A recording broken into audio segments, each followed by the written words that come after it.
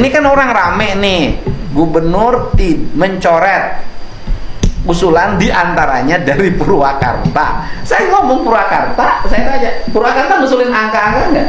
Tidak. Tidak ada, hanya selembar usulan angka kenaikan yang perkalian itu. Iya, betul. Ya. Yang ada. Artinya bahwa tidak ada lampiran. Tidak ada. Sekali lagi, tidak ada lampiran kan?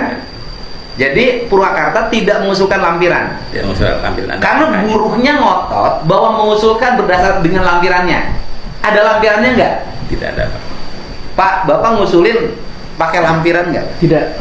Maka dijelasin sama buruhnya, ngusulin nggak pakai lampiran. Wah, sampai bos-bos serikat buruhnya ke saya berbohong gimana? Tidak ada lampiran ya? Tidak ada lampiran. Jadi Bapak mengusulkan, kenapa Bapak tidak mengusulkan tidak ada lampirannya? Tadi Pak, ada kesulitan untuk penentuan upah sektoral yang ada di perusahaan. Nah itu kita tuh pada waktu itu Pak ya.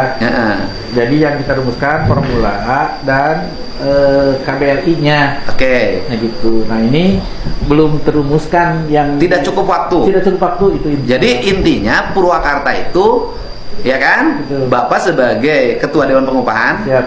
mengusulkan tidak ada lampiran UMSK. Betul. Tidak ada.